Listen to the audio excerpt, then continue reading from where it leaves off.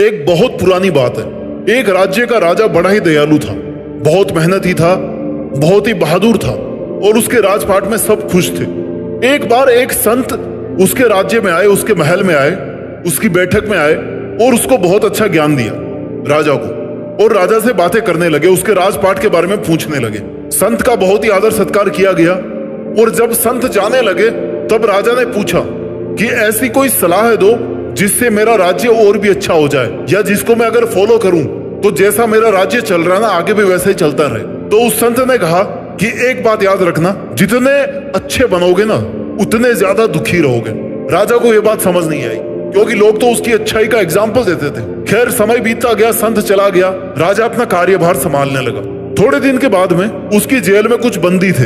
एक दिन जब वो अपनी जेल का दौरा कर रहा था तब उसने सोचा कि ये भी तो बेचारे इंसान ही है ना, जिनको मैंने कैदी बना रखा है, ये भी तो बेचारे इंसान ही है ना, क्यों मैं इनकी जिंदगी बर्बाद कर रहा हूँ, क्यों मैं इनको आजाद नहीं कर देता हूँ। और ऐसा सोच करके उसने सबके सब कैदियों को आजाद कर दिया। कैदियों को और क्या चाहिए था, वो सबके सब क्रिमिनल थे, लेकिन राजा के अच्छेपन की वजह से सबके सब जेल से बाहर आ गए।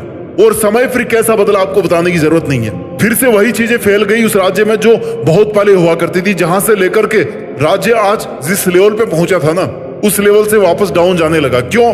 क्योंकि क्राइम बढ़ गए, चोरी बढ़ने लगी, मारपीट बढ़ने लगी, गुंडागर्दी बढ़ने लगी। कुछ समय आने के बाद में, कुछ महीनों के बाद में राजा दुखी हो गया, उसको अपनी गलती का पछतावा हुआ।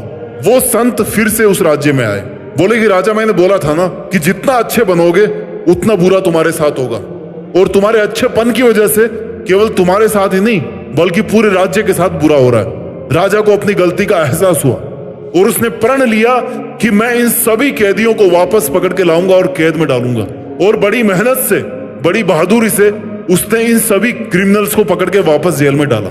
वापस अच्छे दिन आने शुरू हो गए। अच्छा बनो, लेकिन इस लेवल के अच्छे मत बनो कि आपके साथ में हमेशा बुरा हो जाए, जैसा उस राजा के साथ हुआ, जैसा उस राज्य के साथ हुआ। अच्छा बनना उतने तक ही ठीक है जहां तक आपका नुकसान नहीं हो, किसी इंसान का नुकसान नहीं हो, किसी समाज का नुकसान नहीं हो, अपने देश का नुकसान नहीं हो।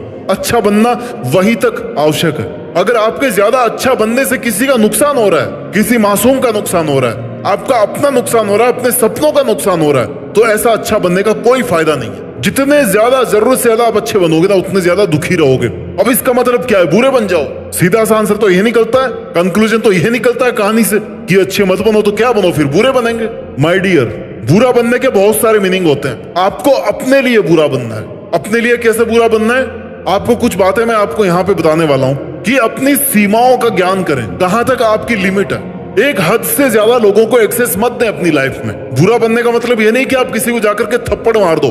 बुरा बनने का मतलब यह है कि आप अपनी एक बाउंड्री क्रिएट कर लो कि भाई मेरी बाउंड्री यहाँ तक है, मुझे यहाँ तक ही सीमित रहना, मुझे यहाँ तक ही बात करना है, मुझे यहाँ तक ही लोगों को एक्सेस देना है। क्योंकि अगर उससे ज्यादा वो पास में आ गए, उससे ज्यादा मैंने उनको एक्सेस दे दी तो फिर मेरी शांति भंग हो जाएगी या मेरा नुकसान हो जाएगा। दूसरी बात आपको ध्यान रखनी है कि अगर सही है तो सही है, गलत है तो गलत है। सामने वाले को देख करके सही को गलत मत बताओ और गलत को सही मत बताओ। अगर सामने वाला आपसे ओहदे में छोटा है, आपसे पावर में कम है, तो उसको सही होने के बावजूद भी उसको गलत मत बताओ। और सामने वाला अगर आपसे ज्यादा पावरफुल है तो वो गलत है तो भाई गलत है। आपको अपने एथिक्स के साथ में, अपनी कोर वैल्यूज के साथ में कॉम्प्रोमाइज नहीं करना चाहिए। अगर सामने वाले को खुश रखने के लिए आप अपनी कोर वैल्यूज से कॉम्प्रोमाइज कर रहे हो ना, तो आपके साथ में बुरा होने वाला है। उसके सामने अच्छा बने रहने से आपका कोई फायदा नहीं होने वाला। आपको ये समझना पड़ेगा कि आपको किसी का सहारा लेने की आवश्यकता नहीं है।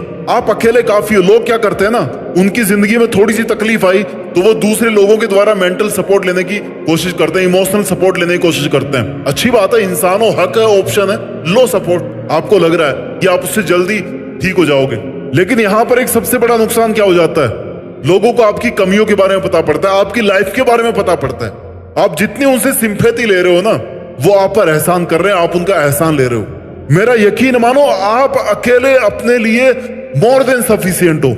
ऐसा कोई काम नहीं, ऐसी कोई मुसीबत नहीं जिससे आप नहीं निपट सको। आप अकेले इस पूरी दुनिया से बेहतर हो, क्योंकि आपको खुद के अलावा कोई ऐसा बंदा नहीं है इस दुनिया में जो आपसे खुद से ज्यादा जानता हो, आपको अपने आप को समझता हो, आपकी फीलिंग्स को समझता हो, आपके गोल्स को समझता हो, आपकी पावर्स को, आपके पॉजिटिव्स को, आपके नेगेटिव्स को, आपकी लाइफ के बारे में सब कुछ जो जानता हो। आपके अलावा और कोई दूसरा बंदा नहीं हो सकता। क्योंकि आप खुद अपने पास में सबसे ज्यादा करीब हो। आपको अपनी प्राइवेसी मेंटेन करनी पड़ेगी।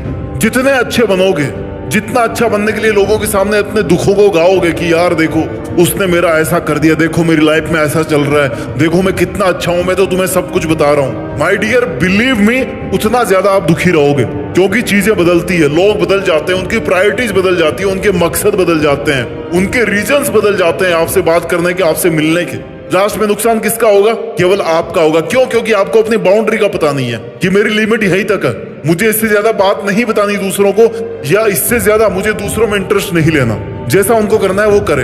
अगर आपने गलती से कुछ कर दिया है, गलती से आपने लोगों को इतना ज्यादा एक्सेस दे दिया है, या आप ज्यादा अच्छे बन गए हो कि लोग आपका फायदा उठा रहे हैं, आपका बुरा सोच रहे हैं, आपका बुरा कर रहे हैं, तो अपनी उन गलतियों से सीखो। गलतियां केवल सिखाने के लिए होती है, गिल्टी करने के लिए नहीं होती। गिल्टी करने से कुछ नहीं मिलने वाला।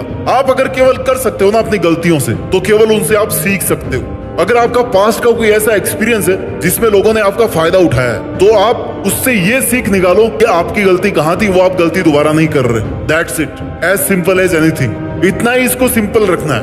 वीडियो के लास्ट में आपको यही बोलना चाहूंगा कि जहां पर सवाल किसी की जिंदगी का हो, जहां पर सवाल किसी के रेस्पेक्ट का हो, आप हद से बाहर जाकर के उनकी हेल्प कीजिए। लेकिन जहां पर आपको लग रहा है कि केवल और केवल मेरा फायदा उठाया जा रहा है, केवल और केवल मैं किसी के स्वार्थ की बलि चढ़ रहा हूं, वहां से अपने कदम वापस पीछे हटा लीजिए। क्योंकि सबसे बड़े इंसान आप ही होंगे जिसका सबसे ज्यादा नुकसान होगा। लेकिन अगर आपको लग रहा है कि किसी जरूरतमंद की हेल्प करना चाहिए, क्यों? क्योंकि वो डिजर्व करता है, उसमें ऐसी कोई भावना नहीं है, आप हद से बाहर जाकर के उनकी मदद कीजिए। अपना ख्याल रखिए और मेहनत करते रहिए, और मेहनत के दम पर देश में अपना ही नहीं बल्कि दुनिया में देश का नाम कीजिए। जय हिंद, वंदे मातरम।